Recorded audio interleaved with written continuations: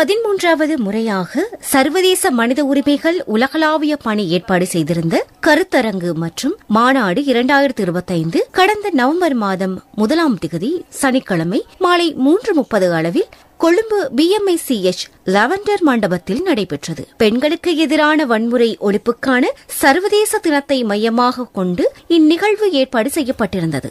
இந்த மாநாட்டில் விசேட அதிதியாகவும் தலைமை விருந்தினராகவும் மத்திய செயற்குழு உறுப்பினர், பொருளாளர் மற்றும் சிங்கப்பூர் சீர்திருத்த கட்சியின் செயல் தலைவர் திரு மெஹபூப் பாட்ஷா அவர்கள், சிங்கப்பூர் நாட்டின் திருமதி ஜக்கியா பின்த் ஹனஃபியா அவர்கள் மற்றும் அமெரிக்க ராஜதந்திர பணித் தலைவரும் சர்வதேச மனித உரிமைகள் உலகளாவிய பணிமனையின் தலைமை தலைவருமான அமெரிக்காவின் புகழ்பெற்ற விஞ்ஞானி மற்றும் சிறப்பு பேராசிரியர் டாக்டர் மதுகிருஷான் அவர்கள் உட்பட இலங்கை சோசலிச குடியரசின் பாராளுமன்றத்தின் பிரதி சபாநாயகர் டாக்டர் ரிஸ்விசாலி அவர்கள் உள்ளிட்டோர் இந்த நிகழ்வில் பிரதம விருந்தினர்களாக அழைக்கப்பட்டிருந்தனர். மேலும் இந்நிகழ்வில் சர்வதேச மனித உரிமைகள் உலகளாவிய பணியின் தலைவர் திரு அமீர்கான் அவர்கள், பிரதி தலைவர் திரு நலீம் அவர்கள், குழந்தைகள் மற்றும் பெண்கள் விவகாரங்களுக்கான துணைத் தலைவி திருமதி ஷீரின், பணிப்பாளர் திரு நசீம், பணிப்பாளர் திரு அப்துல் ரசாக் மற்றும் திரு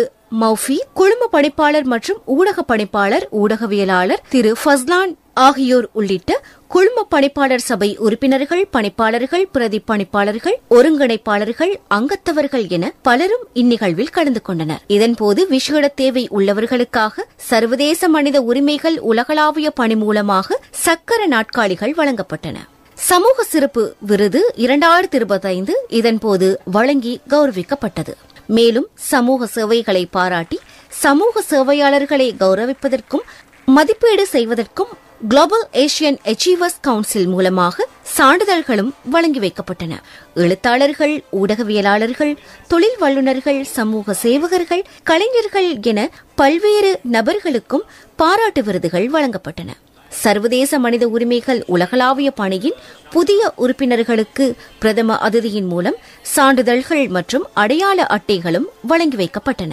இந்நிகழ்வில் நாடளாவிய ரீதியிலிருந்து பல சமூகத்தினரும் கலந்து கொண்டிருந்தமை குறிப்பிடத்தக்கது. மேலும் சர்வதேச மனித உரிமைகள் உலகளாவிய பணி மூலமாக பெண்களுக்கு எதிரான வன்முறையை ஒழிப்பதற்காக மற்றும் சிறார்களின் கல்வி விளையாட்டு திறமைகளை மேம்படுத்துவதற்காகவும் போதை ஒழிப்பு தொடர்பான கருத்தரங்குகள் மற்றும் நிகழ்வுகள், அத்தோடு இலவச மருத்துவ முகாம், மர நடுகை உள்ளிட்ட பல்வேறு நிகழ்ச்சிகளும் நாடளாவிய ரீதியில் இடம்பெற்று வருவது குறிப்பிடத்தக்கது.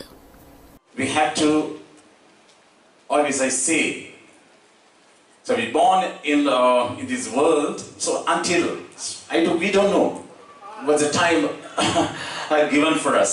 So between this time, we must do ourselves and we must think about others.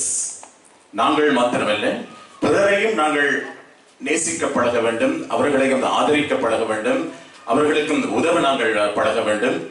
இந்த மனிதாபிமான தன்மைகள் மனிதனுக்கு வர வேண்டும். அப்படி வந்தவர்கள் தான் இந்த மனிதாபிமான இந்த சேவைக்குள் இருக்கலாம். காசு பணம் இருப்பவர்கள் எல்லோருக்கும் இந்த வகை மனிதாபிமான சேவைக்குள் வர முடியாது. காசு இருக்கலாம், பணம் இருக்கலாம், சொத்து இருக்கலாம், எது இருந்தாலும் அந்த இதயம் இல்லை என்றால் முடியாது, இந்த சேவை செய்ய முடியாது. இதயம் தாங்கும் இதயமும் வேண்டும். நீங்கள் இந்த மனித உரிமை சங்கத்துக்குள் வந்தால் இதயம் தாங்கும் இதயம் வேண்டும். எத்தனையோ கோடான கோடி கண்கள் உங்கள் பக்கத்தில் இருக்கும், பின்னால் குத்திக் கொண்டிருக்கும்.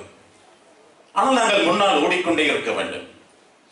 எங்கள் கையில் பணம் இருந்தாலும் சரி, எது இருந்தாலும் சரி, எங்களுக்கு குணம் இருக்கிறது, மனம் இருக்கிறது, இதயம் இருக்கிறது என்று நாங்கள் ஓடிக்கொண்டே இருக்க வேண்டும்.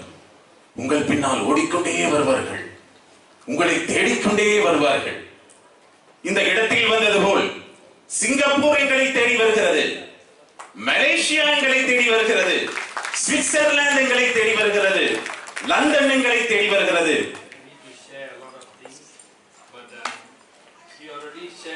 He already talked all on behalf of me. Thank you very much for your team and everybody.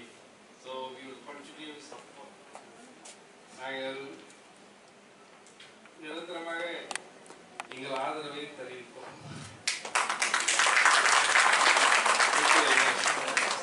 I am Farha Amin Khan, the Organizational Secretary of International Human Rights Global Mission. Today, we embark on a journey to empower communities and promote global harmony through our shared vision and objectives. Singapore, Malaysia, Thailand போன்ற நாடுகளுக்கு சுமார் 19 மாடி இன்க்ரூஸ் கப்பலிலே நாங்கள் பயணித்தோம்.